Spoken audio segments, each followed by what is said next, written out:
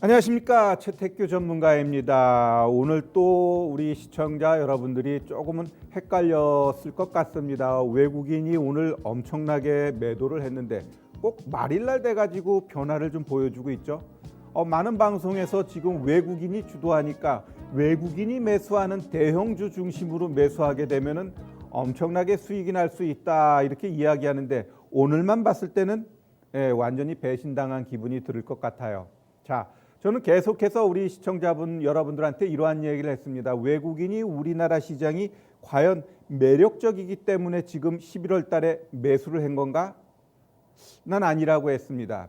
잘 보시면은 3월 달에서 지금 저점 대비 코스닥은 거의 100% 이상 올라왔고요. 거래소는 80% 이상 올라왔는데 여기서 외국인이 우리 시장이 저가의 매력적인 자리이기 때문에 매수를 공격적으로 했냐라고 했을 때 절대 아닙니다. 즉 그들은 최근에 아시아권 시장 보면 일본도 엄청나게 역사적 신고가 쳤고요. 그다음에 대만 가권 역시 어떤가요? 그들도 신고가 치고 있습니다. 다시 이야기해서 시장이 엄청난 상승 랠리 속에 우리 시장에서도 일정 부분 외국인이 매수해야 된다는 위의 오다에 의해서 일정 부분 매수한 거고, 오늘 매도는 또 MSCI 편입 이 포트 조정에 의해서 대량 매도가 나오면서 거래소 거의 대부분 종목들 보면은 종가에 많은 프로그램 매도 물량이 들어오면서 지수를 하락시켰다라고 보여집니다. 그러면 외국인이 우리 시장에서 그러면 지속적으로 매도할 것인가, 아니면은 다시 또 공격적으로 매수할 것인가 라고 했을 때 저는 일단 내일하고 모레 시장이 중요하다라고 생각됩니다. 우리 이 주식시장은 아침에도 얘기했지만 뭔가 결벽증이 있는 것 같아요. 한 달은 어떻게 가다가도 또 하루만 지나서 달이 바뀌어버리면 생각을 바꾸고 행동이 바뀌어버려요. 10월 달하고 11월 달 다르듯이 또 11월 달하고 12월 달이 저는 다를 거라고 보여집니다. 그래서 내일하고 모레, 특히 모레까지 보는 이유는 미국 증시가 12월 1일 거래일은 결국 내일이 아닌 모레잖아요. 그래서 그 두 개의 거래일의 변화에 따라서 시장이 12월 달도 상승 쪽으로 가느냐 아니면 하락 쪽으로 가느냐 굉장히 중요한 분수령이라고 생각됩니다.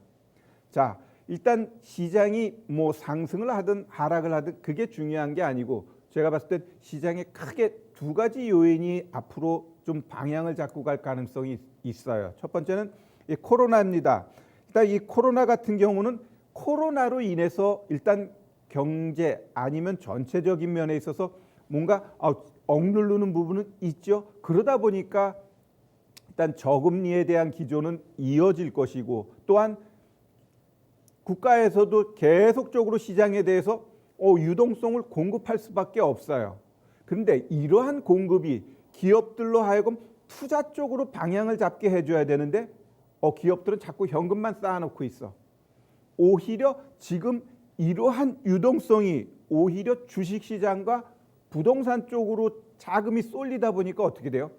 실물자산하고 괴리가 엄청나게 늘어나고 있는 겁니다. 이러한 것들이 결국에는 시장에 큰 충격으로 다가올 수 있다는 것은 우리가 항상 염두에 둬야 됩니다. 지금 모든 방송에서 시장 계속 좋다라고 뻔뻔질을 하면서 뭐 2,800, 3,000 이야기하는데 가긴 가요. 근데 그게 과연 지금부터 계속해서 갈 것인가, 아니면 한 번은 제대로 또 혼내주고 갈 것인가라고 했을 때 나는 후자 쪽으로 보고 있는 거죠.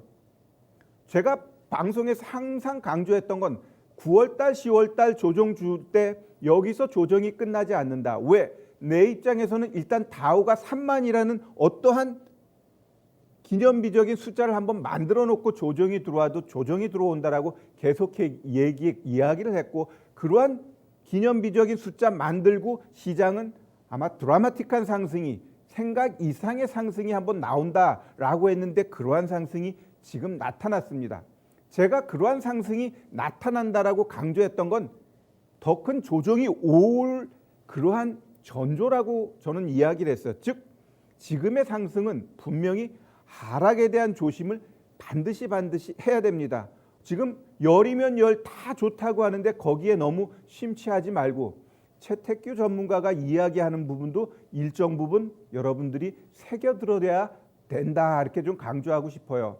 우리가 주식을 할 때 돈 벌 때는 그냥 같이 벌 수 있어. 그러나 하락장이 나와가지고 손실 날 때는 누가 더 위험 관리를 했느냐에 따라서 회복 속도가 달라집니다. 즉 하락장이 눈에 보이는데 그냥 무조건 배팅해가지고 현금이 없어. 그냥 다 종목이야. 그랬을 때는 어떻게 돼요? 그냥 하락을 눈뜨고 당할 수밖에 없어요. 그러나 일정 부분 현금이 있으면 하락장에서 분명히 기술적 반등 나올 때 난 매매를 통해 가지고 수익을 낼 수 있는데 종목만 갖고 있으면은 그냥 계속 마이너스 20%, 마이너스 15%, 또 다시 마이너스 22% 이런 식으로 된다라는 거죠. 그래서 주식시장에서 오랫동안 살아남는 사람은 결국 하락장에서 얼마나 위험 관리를 했느냐 거기서 판가름이 난다는 점 우리가 명심하셔야 될 것 같고 특히 코로나 이야기하다가 제가 딴 얘기를 했는데 이 코로나 같은 경우 분명히 치료제가 시장에 나온다라는 것은 누구나 알 수 있는 부분인데 그 나오기 전에 이 코로나 확진자라든가 사망자가 눈덩이처럼 늘어났을 때 과연 병원에서 그것을 커버할 수 있는 그 한계를 뛰어넘게 되면 어떻게 돼요? 그 전에 한번 봉쇄가 일어납니다. 왜? 이 바이러스는 통제를 하지 않고서는 계속적으로 늘어날 수밖에 없거든요. 그러한 부분에 있어서 미국 같은 경우는 지금 추수감사절 그거로 인해 엄청난 움직임을 통해서 향후 1주, 2주 동안에 크게 문제가 발생되게 되면 분명히 시장에 충격으로 갈 수 있다라는 점 우리가 아셔야 될 것 같고요. 두 번째는 바이든입니다. 바이든이 만병통치약으로 알고 있는데 잘 생각해 보면 대규모 부양책 이거로 인해서 시장 갈 거다라는데 절대 대규모 부양책 안 나옵니다. 왜냐하면 일단 트럼프가 지금도 대통령이지만 트럼프가 협상하고자 했을 때 민주당은 2조 2천억 달러, 트럼프는 그래도 돈 쓰는 걸 좋아하니까 1조 9천억 달러까지 갔는데 공화당은 5천억 달러예요. 그러면 트럼프가 빠진 현 시점에서 2조 2천억과 5천억 여기서 협상이 될까요? 안 된다라는 거지.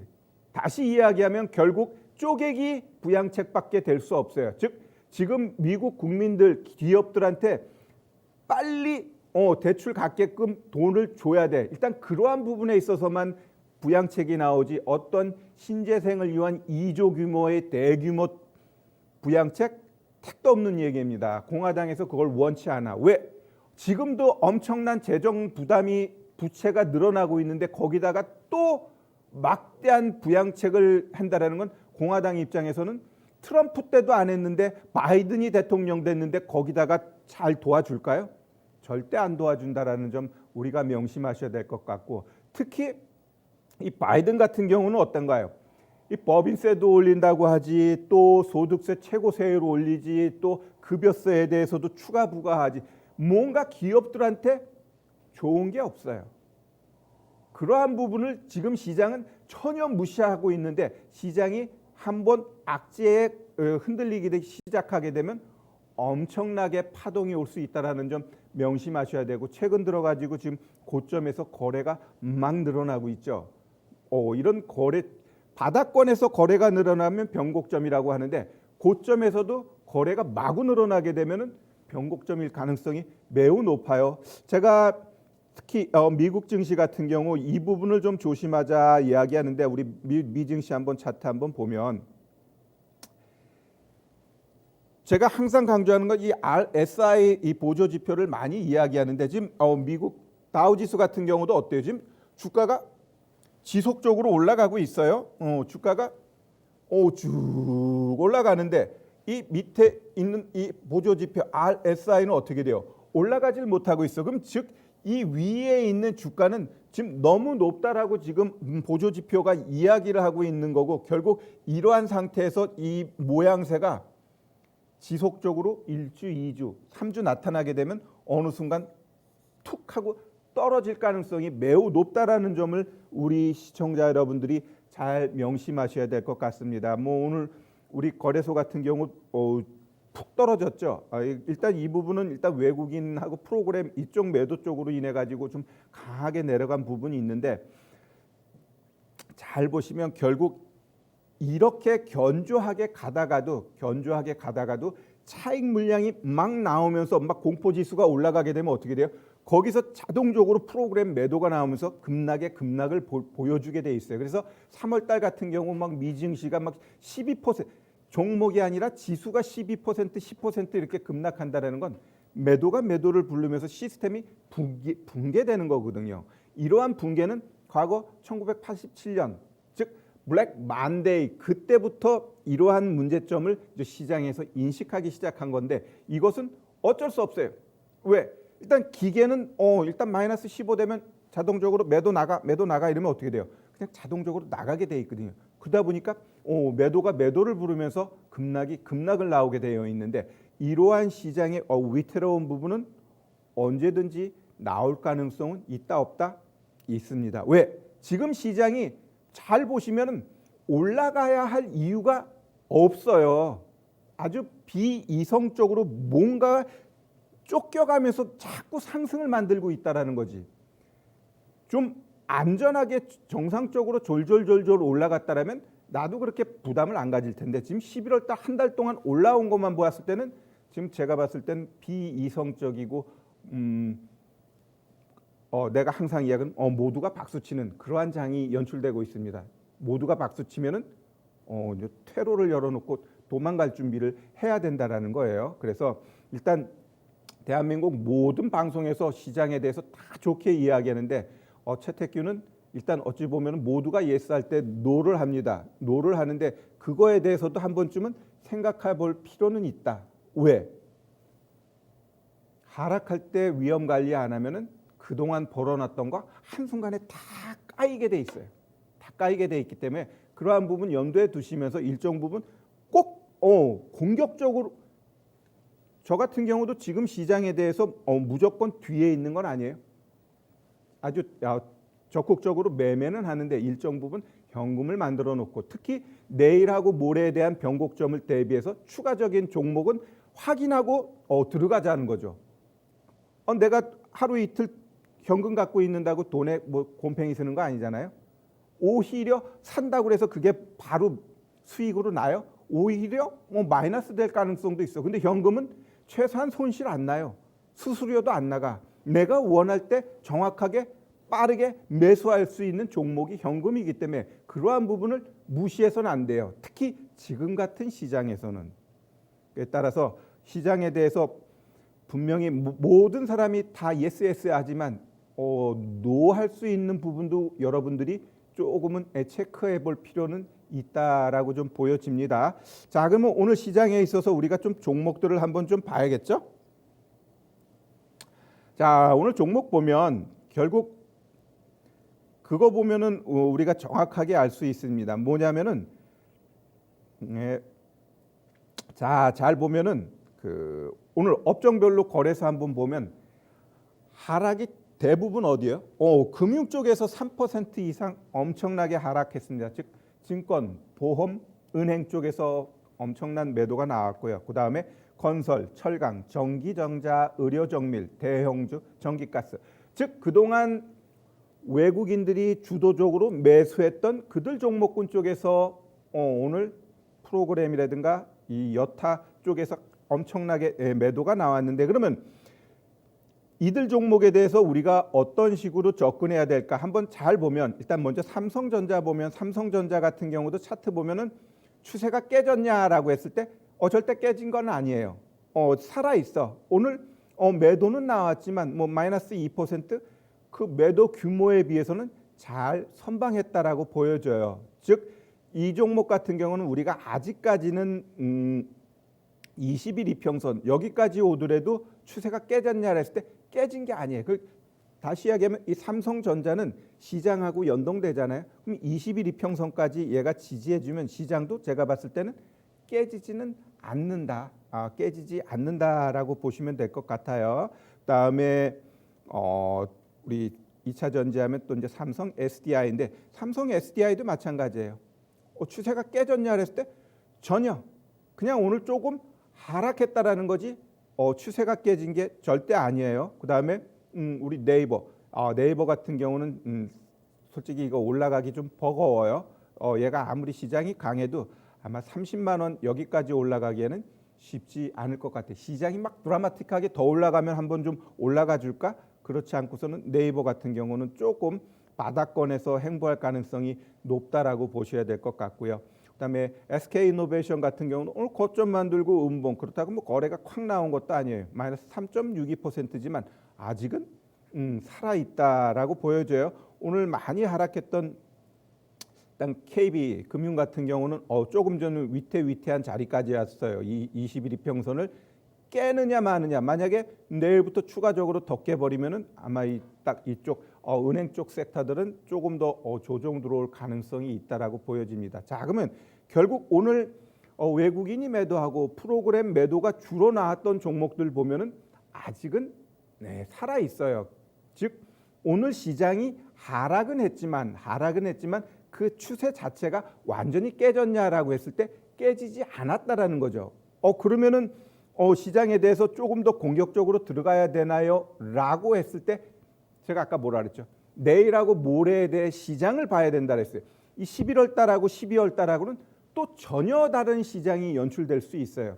그 중심에는 결국 미국 증시가 어떻게 나오느냐. 일단 미국도 내일은 11월 말 거래일이기 때문에 그것은 11월로 넘어가고 12월 달 시장이 어떤 식으로 방향이 잡히느냐에 따라서 우리 시장도 거기에 연동돼서 움직임이 연출될 수 있다라고 보여집니다. 그러면 만약에 내일하고 모레 시장이 급락 나오면 시장은 하방 쪽으로 배팅하면 맞아요.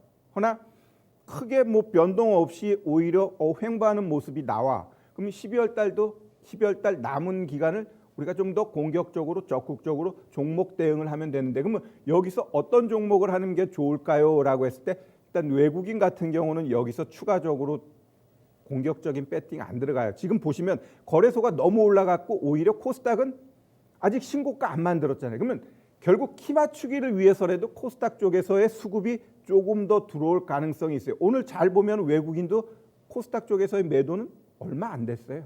그냥 거래소 쪽으로 집중해서 매도했지. 다시 이야기해서 12월 달 시장이 살아난다라면 결국 코스닥 쪽에서 우리가 종목을 찾아야 되고, 거기서 종목을 찾을 때는 거래소에서 주도적으로 올렸던 섹터가 뭐예요? 결국 삼성전자, SK하이닉스. 그럼 그 하단에 있는 반도체라든가 아니면 휴대폰 부품 아니면 뭐 소재 쪽, 이런 쪽으로 해가지고 우리가 종목을 찾아서 접근하면 되고, 그 다음에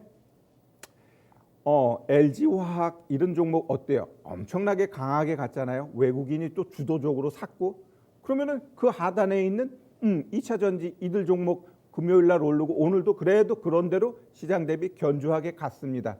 얘네들 그동안 되게 안 갔어요. 그래서 이제 조금 움직임이 나타나니까 오히려 눌림 구간의 2차 전지 섹터는 조금 더 갈 수 있다라고 보여지고, 또한 현대차, 기아차 어째요? 오늘 같은 날도 현대차 좀 강했잖아요. 결국 이 완성차들 이들이 주도적으로 간다라는 건 그 하단에 있는 자동차 부품주들도 좀 봐야 돼요. 잘 가는 것들도 있지만 아직 못 가는 종목군들이 있어요. 일단 자동차 부품주들도 보면은 부익부, 빈익빈 실적 안 좋은 애들은 안 좋아. 워낙 코로나로 인해서 영향이 컸어요. 일단 바이어라든가 딜러들을 만날 수 있는 그러한 기회가 이전에 비해 많이 줄었거든요. 나갈 수가 없으니까. 그러다 보니까 새로운 수주 이러한 부분에 있어서 많이 막혀져 있고, 그게 결국 실적에 일정 부분 영향을 줬지만 지금 뭐 시장이 뭐 실적 갖고 가나요? 솔직히 뭐 여행주들 뭐 이런 것들 보면은 과연 그들이 실적이 나와서 그렇게 올라갔냐? 그냥 기대감이거든요. 그렇다고 하면 결국 완성차들이 이렇게 간 부분에 있어서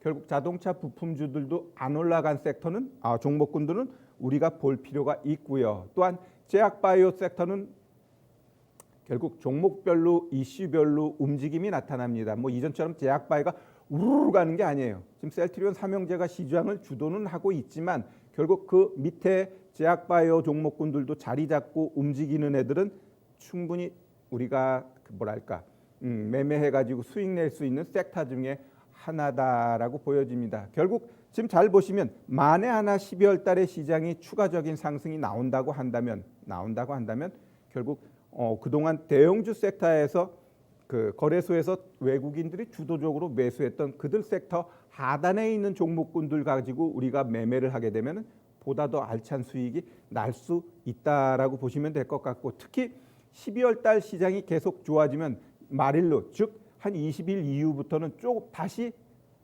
종목을 압축하고 현금을 좀 만들어가는 게 필요해요. 말일로 갈수록 큰 손들은 현금 만들어야 돼. 이 10억 대주주 이 부분도 또 일정 부분 차지하고요. 또 과거에 보면 시장이 크게 또 변동성을 준 게 12월 달까지 시장 좋았다가 새해 들어가지고 갑자기 안 좋아지는 경우도 많았거든요. 그러한 부분도 한번 체크해 볼 필요가 있고, 특히 중요한 것은 3월 달에 공매도가 다시 시작하게 되면은 결국 많이 올랐던 종목군들은 더더욱 조심할 필요가 있다. 공매도들이 좋아하는 종목군들은 더더욱 조심해야 된다라고 좀 말씀드리고요. 결국 내일부터는 이제 12월 달 장이 열리죠. 12월 달 제가 아까 얘기했듯이 내일하고 모레 시장에 어떤 변곡점이 되는지 그 부분 하나 체크한 다음에 크게 변동이 없으면 12월 달 그냥 상승 쪽으로 보면서 우리가 배팅하면 되는 거고, 미증시가 흔들려 그러면은 좀 우리가 하방 쪽으로도 봐야 된다. 일정 부분 하방 쪽으로 배팅 가야 할 수도 있다라는 부분은 우리가 알아야 돼요. 왜? 너무 많이 올랐기 때문에 일정 부분 되돌림 정도는 나올 수 있는 충분한 자리이고요. 또 그 이외에 그동안 우리가 짓눌렀던 악재들을 진짜 꺼내서 악재로 반영하기 시작하게 되면 시장은 크게 하락할 수 있다라는 부분도 우리가 일정 부분 염두에 둬야 됩니다. 자, 우리 이제 이 시장에 대해서 어찌 보면 우리 시청자 여러분들이 고민이 많을 것 같아요. 진짜 외국인이 계속해서 팔까? 아니면 계속 살까? 고민이 많을 텐데, 저는 이 방송 끝나고 바로 6시 15분에 또 우리 무료 공개 방송을 합니다. 오늘 외국인이 이제 매도를 강하게 했는데 과연 이거에 대해서 조금 더 디테일하게 공개 방송에서 여러분들한테 말씀드리고요. 또 시장이 12월 달에 좋게 갔을 때 그거에 대한 포트폴리오 좀 더 디테일하게 말씀드리고, 그렇지 않고 진짜 하락했을 때 그러면 어느 쪽 종목군으로 접근해 가지고 하방 배팅에 수익을 낼 수 있는가. 하락장이라고 해서 무조건 돈 못 버는 거 아니에요. 충분히 더 짭짤하게 수익 낼 수 있는 방법들이 많으니까 잠시 후 6시 15분에 제가 무료 공개 방송에서 여러분들한테 보따리를 풀어 헤치도록 하겠습니다. 네, 감사합니다. 오늘 방송 여기서 마무리하도록 하겠습니다.